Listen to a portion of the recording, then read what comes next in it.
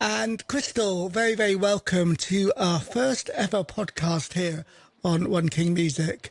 And I have to say, what I love doing is just finding out something about the artists, finding about the artists themselves and who you are, what you do, and why you do it, and all those kind of normal questions. So, firstly, Crystal, tell me something about yourself, where you're from, your family growing up, and, Yeah. what's your favourite thing to do as a child?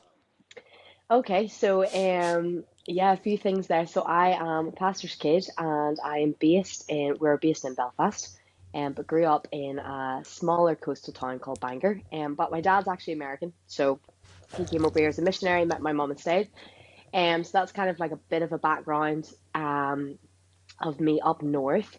My favorite thing to do as a child, honestly, was probably like that I can think of right now was like climbing trees, or I just love the outdoors. I'm a big advocate for barefoot, messy, I love that. anything out there. I love that. Yeah, climbing trees. I remember actually when I was a kid, we used to have a big field not far from where we lived, and Yeah, there was a nice tree in that field we used to climb. yeah, Yeah, and I think it's still the same today, isn't it? You just often see kids, girls and boys, anything they can climb. You yeah, think like for health and safety, is yeah. like ah.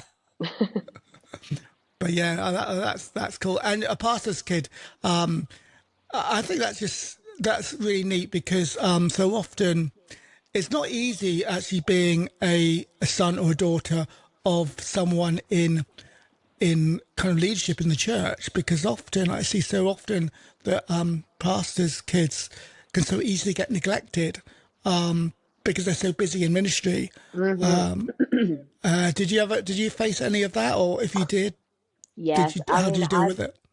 I've definitely had a much nicer experience than a lot of other pastors' kids I've spoken to, and I'm very big on getting pastors' kids together whenever I meet them. Our church has always been so supportive, but I think, there's just that always who can I turn to as a leader? Because the person you would normally turn to if you're struggling with something would be your pastors, right? And for me, that was my parents. So I think kind of as a teen, and kind of like early 20s, anytime I was going through a struggle, it was kind of like, who do I turn to that's not gonna like spin it right round to the pastor, spin it right round to my parents, and getting people to kind of understand that dynamic that I still needed someone that I could be discipled by that wasn't just family. I think That's, that's you know, yeah, I think that's so important. Actually, just finding people in your life where growing up and especially the family, whether it's like a dynamic Christian family, like serving God, and you're talking about stuff together, but finding people you can talk to. Because, like every age, we all find struggle talking to our parents. And I guess being a pastor's kids is no different. It's just like you hmm said, when normally you might go to a pastor, you hmm maybe a little bit different for yourself. But I think that's some very solid, helpful helpful pointers there. Now, I have to say, day by day, I believe you're a community nurse. How did you get into community nursing, firstly, and then fitting and gigging and kind of music and singing into all that? But firstly, yeah, you're a nurse. I know you're a community nurse. How did you get into all that? yeah. I actually did the nursing degree. It's actually free in Northern Ireland to do the degree, and my whole dream since I was five is to actually be a missionary. So I did nursing because it's like a free passport almost as a healthcare professional in the country. So I was very focused on getting out of Northern Ireland, not actually staying here as a community nurse. And you know what? It's just following God's direction. Like I just have been so involved with the local church and kind of on the music scene here that I've then kept. I've stayed in Belfast, and community nursing has been such a blessing because while I've been singing, there's a lot of times where you kind of if you're just singing and you're not maybe singing about what you're passionate about, like maybe you're not singing about the Lord, you're maybe just doing jazz gigs, that wasn't kind of fulfilling what was inside my heart. Whereas at least when I always get up and I go to nursing and I see my patients and I'm fulfilling that kind of passion for people, that desire that's in me, it keeps a nice healthy balance. So Yeah, although people are like, wow, it's so busy, you're always working, because they're so different, both are fulfilling two different sides of me. One's creative and the other one's kind of fulfilling my soul because I'm being able to serve others. And that's why I've loved actually this new project, which is gospel, because within the gospel music, I'm able then to combine my love for jazz, but also my love for the Lord. So they're now starting to kind of meet in the middle, which is much nicer, you know? Yeah, no, I think that's fantastic. And obviously, being involved with a community like that as a community nurse, like so clearly God's plan for you and part of that destiny that He has for you. Certainly, I can see must ground you in what is happening in people's lives, and that must help with your songwriting as well. And certainly, some must reflect on that, and I'm sure it will reflect in the years to come. Now, your music and your style is certainly jazz and gospel, as you already mentioned, and you can definitely hear that in your voice. Even the American twang as well, mixed in with the Northern Irish twang, is very unique, and I think very Yeah. aligned to that jazz kind of feel. And mixing that with gospel, your voice is ideal, I have to say. It really is. And you've got that nitty gritty kind of down to earth in your voice, which I think is what you connects your voice to the people that are listening to communities and people around you, which I think is something very special. But from day to day, your music, how did you actually get into jazz and that gospel, jazz gospel? How did you get into that? Did it just fall on your lap? Yeah, so my love for jazz has been there for a long time. My grandparents were massive into jazz. So while every other child was listening to everything else, I was listening to Ella Fitzgerald, Louis Armstrong, Frank Sinatra. So my style was based through that from a young age. And then, of course, a lot of other projects came through, and I got really involved in kind of different jazz movements in Belfast. But it was actually my dad who was continually saying, "You need to write Christian jazz. There's a market for Christian jazz. Christians want to have jazz too, but they just want pure Amen. lyrics, because my dad is just very firm on what you listen to and what you watch. But he's so musical himself and just loves good music. But he's like, I cannot listen to good music if the lyrics are not aligned to what I'm believing in. So he kept saying like about Christian jazz. And yeah, I don't know. I guess like naturally when I'm even singing like Great Is Thy Faithfulness or some of those older songs, because my tone is naturally jazzy, it's just floating in and out. And then when you mix that with a instrumentalist that can play jazz, you automatically have a Christian jazz song. Like Yeah, I'm just yeah, accidentally falling through it because it's my style. So yeah, yeah, it's came very naturally. yeah. I can absolutely see that, and I mean that's the beauty of jazz, isn't it? It's one of those genres which, uh, even in your trying to produce a jazz record or a jazz song, the very nature of jazz is almost that randomness with the instrumentals and the instruments. And is that a challenge finding? Because you mentioned about like jazz musicians that are clearly jazz that actually accompany you. Is that a challenge finding those musicians that are jazz orientated and then can kind of like mix with you, jam with you, gig with you, play with you, and accompany the tunes and the lyrics that you have? Yeah, I think it's a massive challenge.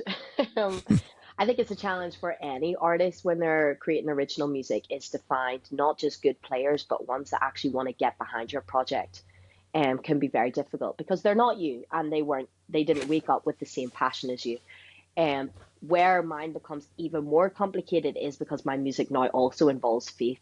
So not just your own style, your own lyrics, your own music that you're asking someone to get involved with, but also now you're asking them to really take part in a faith because to play those gospel songs, even if you don't believe in it, there needs to be a high respect. Mm, So that has been difficult, but that's just been a process of me asking the Lord, Lord, if you've asked me to write these songs, you bring the people that are going to get behind it. You bring amen. the Christian artists or you bring people who are open to coming along with that journey with me. And they're really starting to come. And it's only by the Lord. It's been incredible, to Yeah. have a few people just come and reach out and just say, I love what you're doing. I want to get behind what you're doing, and it's fun.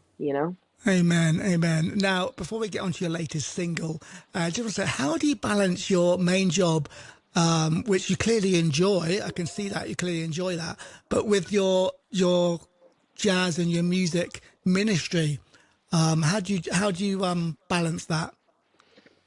Um, I mean, it helps the age I'm at. So it's probably, I'm in a very specific season where I'm not married, I don't have kids, so my Best mom way. always says I'm in a, yeah, mom's like, you're in a very selfish, like a beautifully selfish zone where I can fully focus on myself, Um, Yeah, so I'm able to, I really do burn the candle at both ends with I joy.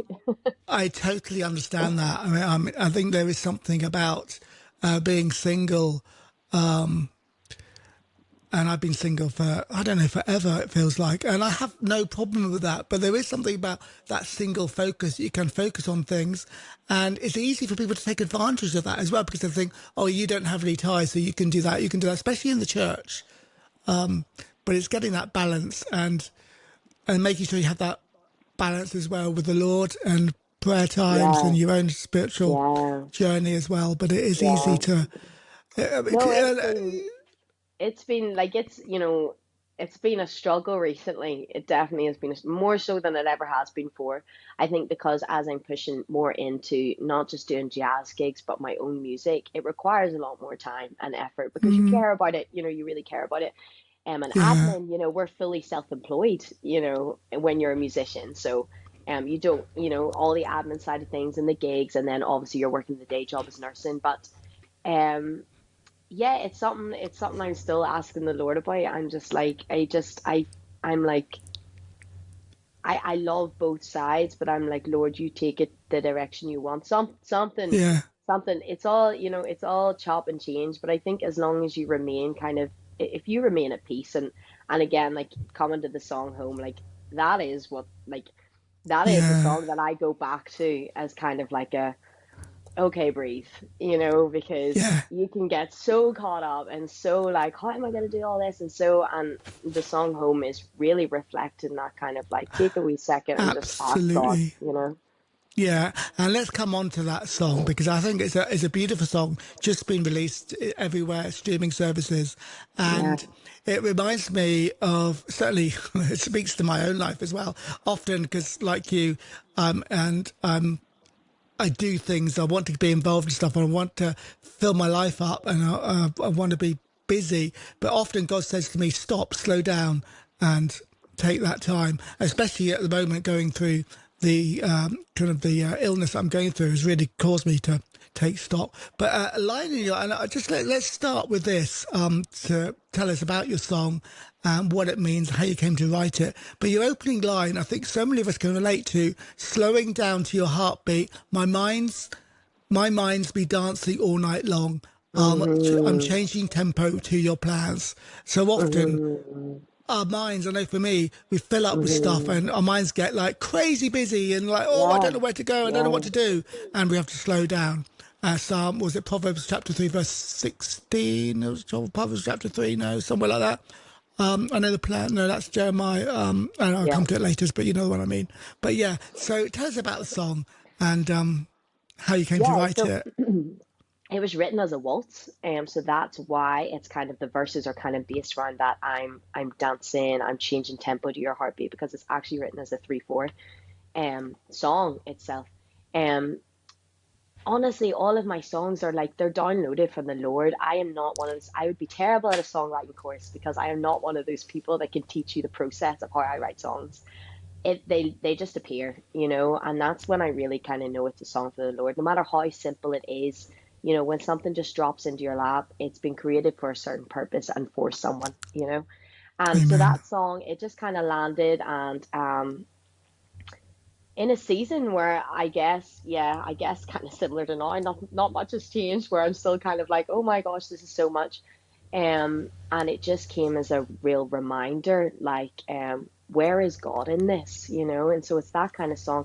I'm coming home to the Father, coming home to just, I mean, all of my even social media kind of content around it has been based around nature, because as I said, like when I was a kid and even now, where I feel home, where I feel happy, is outside. That's where I meet with the Lord. And so, um, yeah, it really does just, the whole meaning of the song is fully reflected through the lyrics. And then it ends in that kind of bridge part, where would I be without your love? Because I just wanted to end it with like that, just that Yeah. thankfulness, just that reality check. Yeah. Like, God, where would I actually be if I didn't continually go through this process of returning back to your heart, So Amen. it's just a reconnection song. And I guess through the whole producing, recording, mixing, that I did with a great friend, it was that constant. I was like, no, I don't want that bass.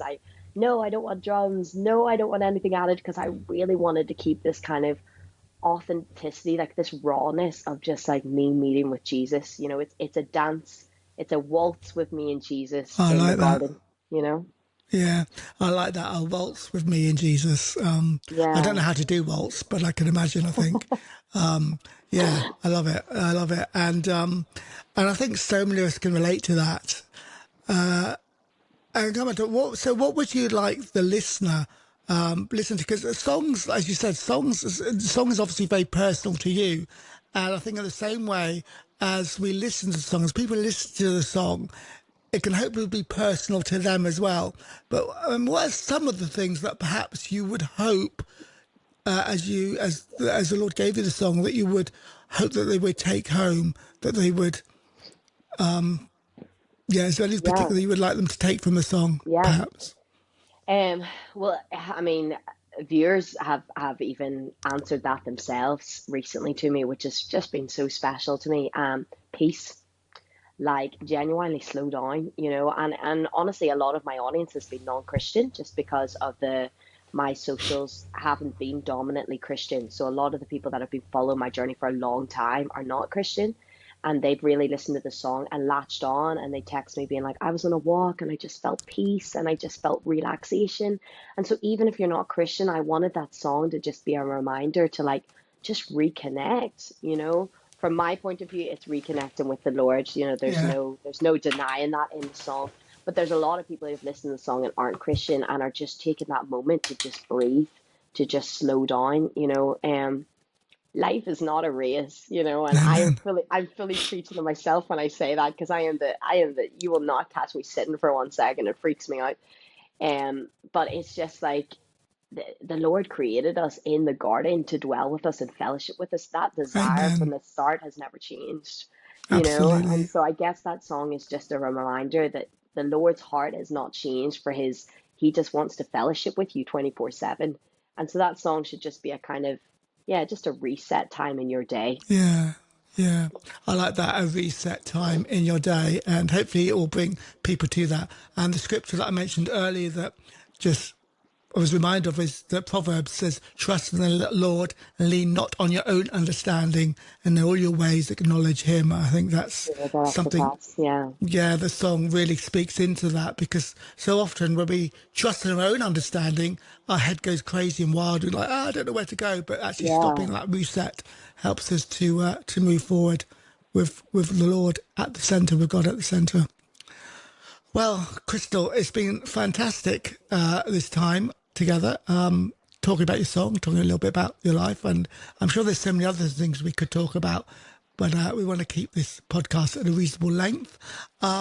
So finally, now your socials. People can reach out to you on your social pages, Yeah. and of course your profile on One King Music website. And we'll put all the details on the screen below in the description. So, Crystal, thank you so much for your time on this Yay. Thank you for podcast. having me. It's been a pleasure, and hopefully we'll do it again. Yeah, talk to you soon. But Thank you, enjoy Reggie. and download the song, listen to it. Bye. Yes, thank you. Bye bye. Bye. Okay, don't sign off yet. Okay, and just okay.